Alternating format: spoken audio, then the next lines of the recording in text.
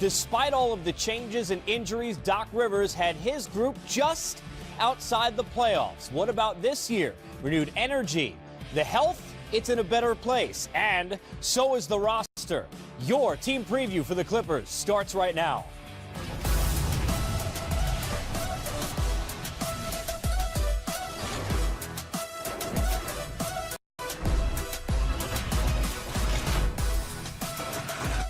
It is good to have you on board inside our studios in Atlanta for the team preview for the Clippers for the upcoming season. Over the next 30 minutes, we'll put up 10 points on the Clips and get you A to Z on everything preparing you for the season. And to help you do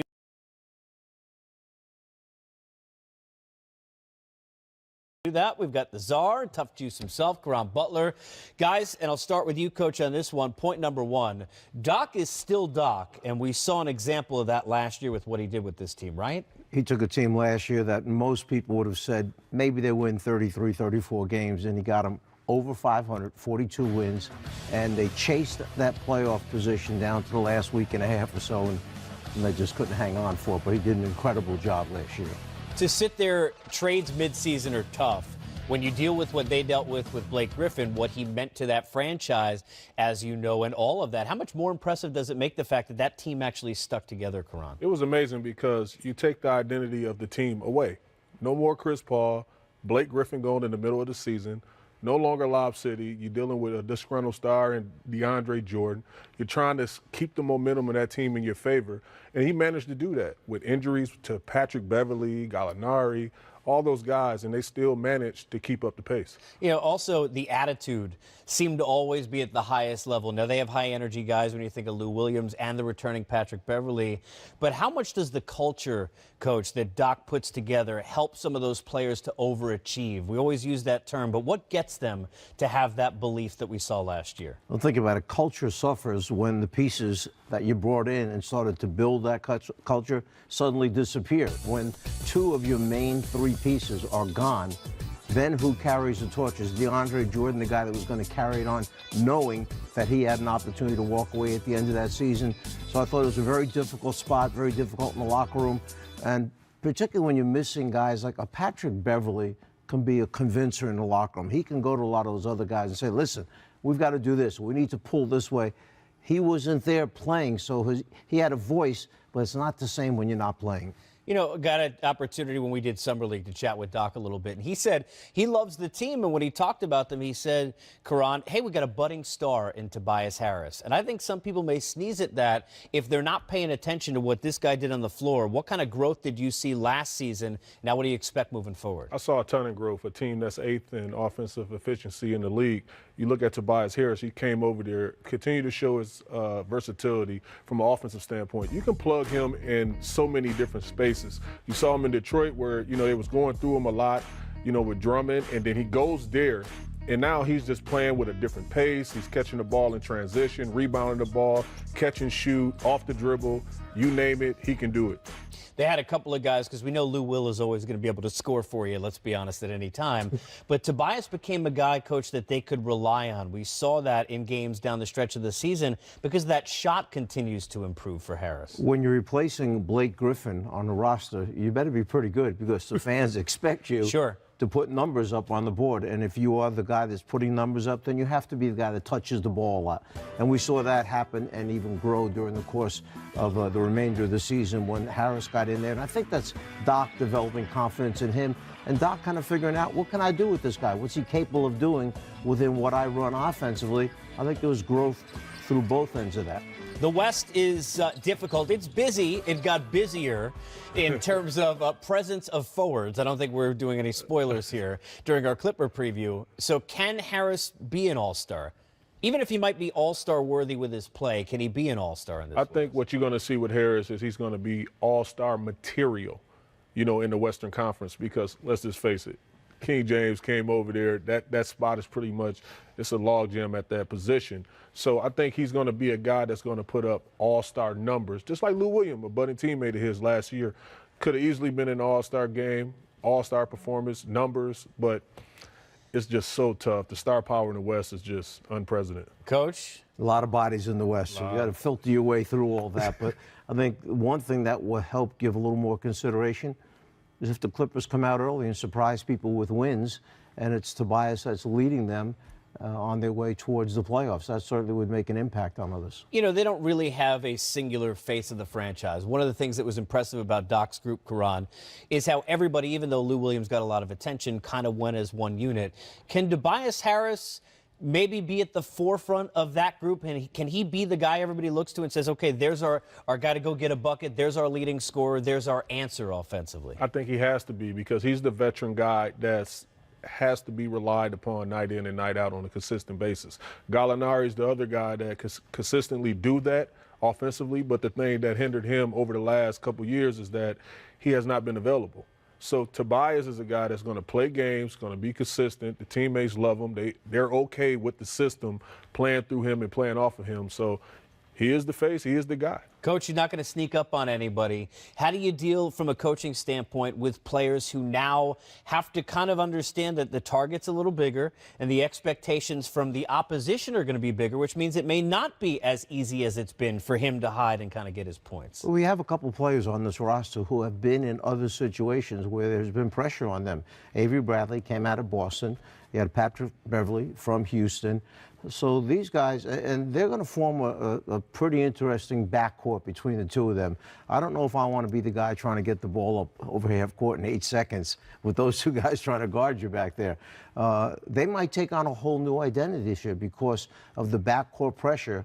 Maybe Doc Rivers comes out with a much improved defensive team this year, which would be a little bit different. You know, I'll use that as kind of a segue because the pressure will be taken off Shai Gilgeous-Alexander, their top pick of their 2 picks they had in the lottery, because of the fact that the guard tandem is set. So he doesn't have to jump in and start at the point. But I know Doc likes a lot about him. And the first thing you look at is the length, because we've got a guy who maybe didn't get a chance to show what he could do at Kentucky because there were so many different options. But he's got the size to give you a lot of different things from a point guard perspective. Yeah, and if he's ready, he's going to have his moments, because Doc, Sam Cassell being there as a developmental guy with this kid, he's going to really help him, you know, develop on the fly and get him out there, get him some time, get some minutes under his belt. And let's just talk about the battle with him and Patrick Beverley night in and night out in practice. You know, he's going to have him seasoned and prepared to play with the physicality of the game at that position. You know, we've had a lot of talk, obviously, over the years, Coach, about guys from Kentucky and the one and done and all of that. We'll save that for another show. But most of them seem to find success. Does it help, in your opinion, when you had players that came up to your club kind of as rookies to have played at least in big games, under the microscope, had at least a little bit of that spotlight environment before they try and kind of face what the NBA has to offer them? Without question. I can remember the one team had 3 of the guys had played 4 years in college, and that was the year we kept 4 rookies on the team. 3 out of the 4 rookies started for the team in Cleveland, and they wound up winning 47 games and making the playoffs. So they were a little bit more mature, but I have to tell you a quick funny story. We're going into the playoffs, and I'm meeting with the rookies, and one of them says, "Listen, Coach, you don't have to worry. We've been through a lot of big games, the 4 of us." Oh, okay. So we play Indiana the first night. They must have beat us by 80, it seemed like, that night. And we got in the locker room next morning. I said, "Hey, oh, you big-time guys, boy. This is something new here at the NBA playoffs." So they think that they've had a lot of experience until they get into the NBA and find out what it's all about. But it does help, like you said. Right at the back end of the lottery last year, guys, obviously a lot of talk about over the course of the last few months, Donovan Mitchell. How did teams miss out on him? Jerome Robinson is hoping to be that guy. He's a guy, when you talk to people around the draft, Caron, at a BC, they love his potential, but his name didn't seem to be as big. Is that maybe a help for him in a way to kind of go under the radar a little bit and to learn at this level? Yeah, I think so, because you can come in and take a lot of people by surprise, you know, when you fly under the radar like that. You get a chance to develop your skill set on the fly, you know, get that much poise, opportunity, those times to correct and make errors on the fly. But also, you're going to, you know, like, catch a lot of people sleeping. And that's what happens. You're not going to be on the scout report for a lot of people. You're not a household name necessarily right now. But if you continue to thrive in that system, which Doc Rivers is going to put these guys, young guys, in position to play 10 to 12 minutes a night, look, you can shock a lot of people. I was going to say, because of the rotation, and as Caron mentions, look, where the team is going to be, they're not going to win the Western Conference. They're going to be in position where you're going to get the young kids some minutes, Coach. How valuable is that experience, even if, to your point with your rookies and your story, maybe it's not the most positive experience all the time on the floor? I think we have to remember Doc Rivers was supposed to be a first-round pick, dropped to the second round, very disappointed, came in trying to make a point. Then he did not start until midway during the season. Eventually, he moved into the starting point guard position. He did it himself, so therefore, why would he not give another youngster who he feels has the ability to help on the team, whether that's a piece of the steady rotation or eventually moving into the starting lineup? You're playing for a coach who did it himself. While we're actually talking during this segment, Lou Williams has put up 25 points somewhere. I don't even know if they're playing. Last year, there were a lot of people saying, hey, look, that guy deserves to be an all-star. It was that kind of season for Lou Will. We'll talk about it on the other side.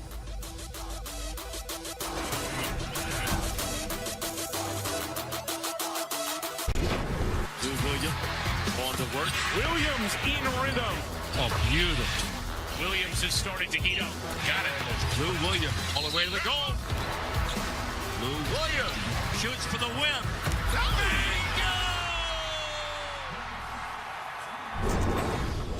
What can you say about Lou Will except, let me tell you something, he was pretty decent last year. Some of the biggest games we saw all season long, Caron, from Lou Will offensively.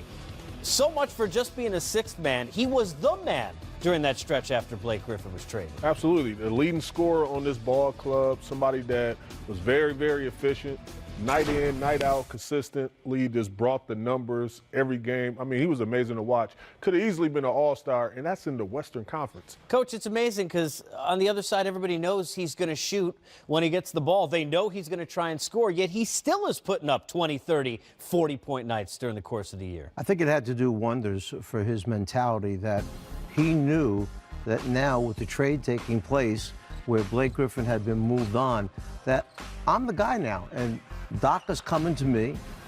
They have to give me this many touches for them to have a chance to win. And I think he played with a completely different mentality and approach to the game. And as a result, he was sensational. Yeah, I'll use a baseball term. We talk about the green light for somebody stealing a base.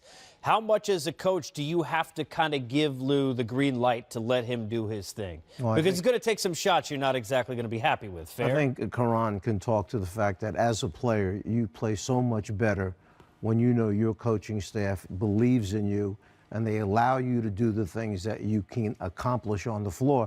There may be times that you sit down and say, maybe we tinker with this a little bit or don't try that too much. But when you have that green light, you play at a different level. You really do. Like, it's an amazing amount of freedom and confidence that come with that green light. Lime green light, you know, like when you're in a situation and when you get the ball, the team kind of just play off your strengths and necessarily also your weaknesses. So that's exactly what Lou has with this team.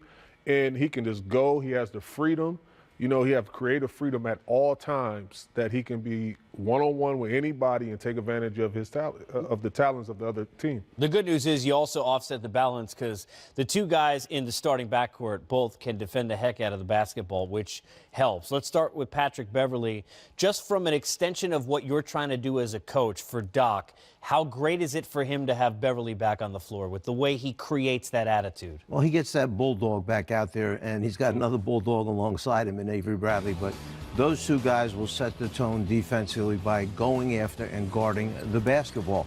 And I'm kind of anxious to see how he comes out because he loves to play the game so much that him having to miss that much time last season, I can't imagine what was going through his head watching the things that were happening and knowing that he could not contribute. But they're back this year with a fresh start, and hopefully he comes out of the gates quickly. Yeah, it's weird because you think about National League conversation about basketball, Caron. It's almost like some people have forgotten about how great Avery Bradley was becoming when he left Boston, both in Detroit and here thus far in L.A. Do you see a rejuvenated season from Bradley this year? Yes, absolutely. He's going to be a guy that's going to come in. He fits the system of what Doc is trying to do. He did the same thing in Boston. He's going to do the same thing necessarily here with the Clippers. He's going to have a chance to be creative. And, you know, with guys like Bradley and, you know, having them in the backcourt, they take on the identity of these guys. So So Beverly and Bradley are like they're paramount to this ball club, you know, defensively because that's their disposition night in and night out. That's what they're great at, but offensively as well. When you don't have big stars, strength in numbers, obviously a factor. Let's look at the depth chart and see kind of where the Clippers are coming into this season.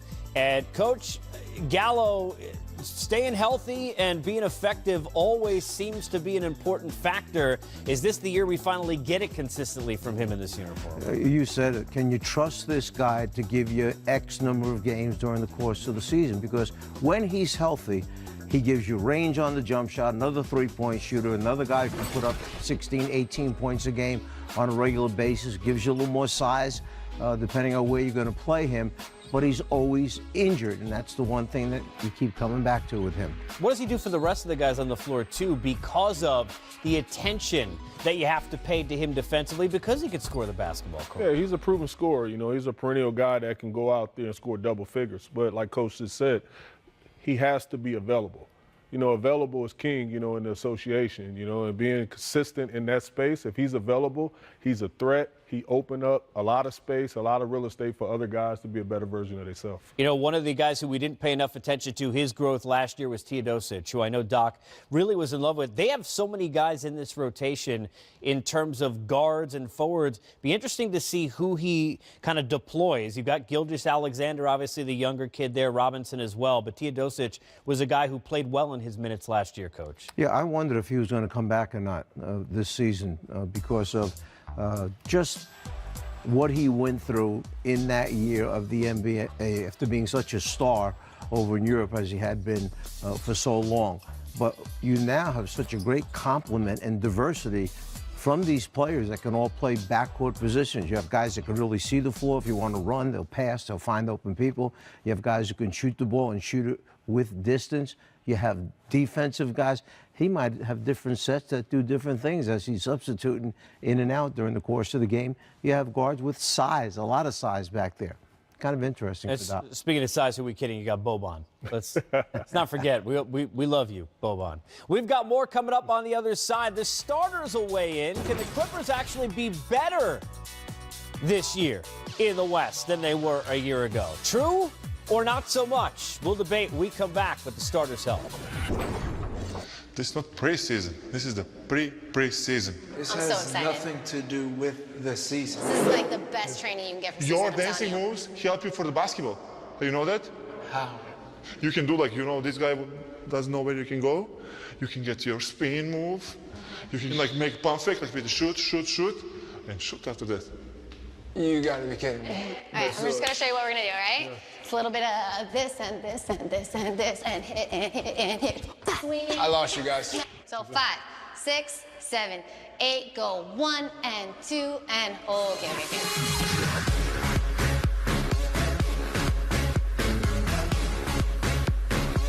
Now the knees in, back. Okay, knees in. There we go. Now you're switching the weight.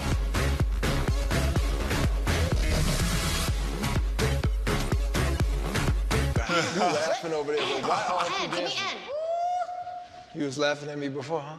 I won't say you laughing no more.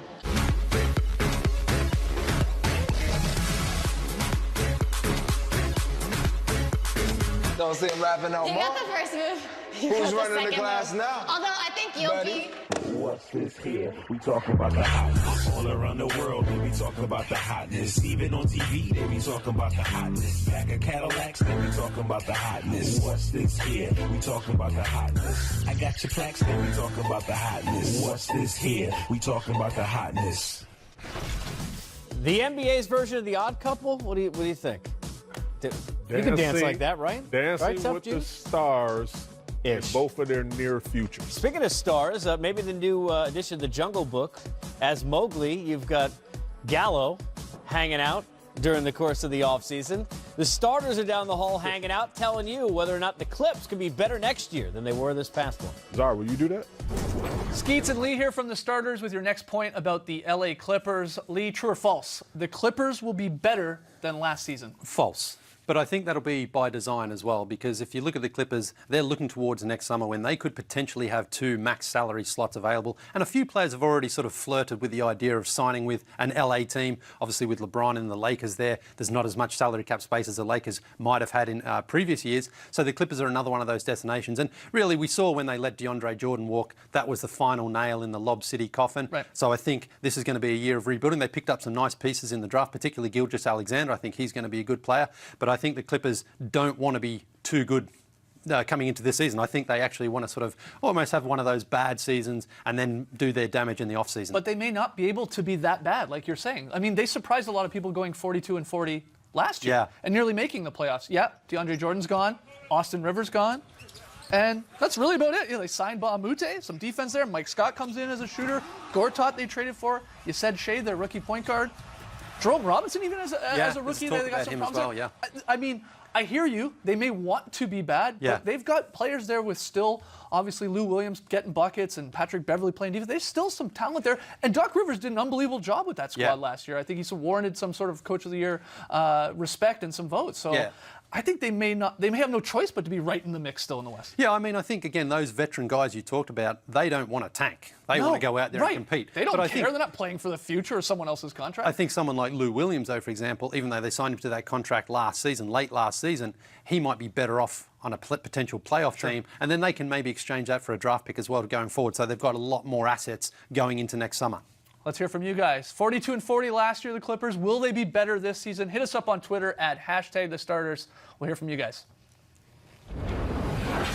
All right, guys, thank you. Tough question, so we'll take a break and come back and see if we can answer it. Over under. How many wins for the Clippers this coming season? Don't move.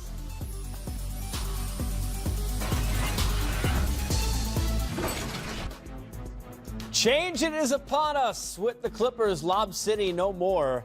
A lot of player change, leadership change, transitions, and now Doc's group looking to build off of what they did last year. Can they? We get to play our fun game we close every show with, a little more or less. So, Coach, 38 wins, more or less than that this year for the Clips. And this was really a hard one for me because they do have talented enough veteran players that they can win more than 38 games. On the other hand, if these younger players are getting a lot more minutes so they can grow and develop, I'm going to say they're going to win more than 38 games. I'm gonna say, and I was with you on that, but I'm gonna say less, just because you got the Lakers in their division, in the Pacific Division, and they're gonna win games. You know, LeBron is there to win basketball games. So, with that being said, I think it'll be a little bit less. They should get more wins for having Boban. That dancing, though. Ooh. Enjoy the season. You can catch all of the action, of course, on NBA TV. No, don't even try and recreate.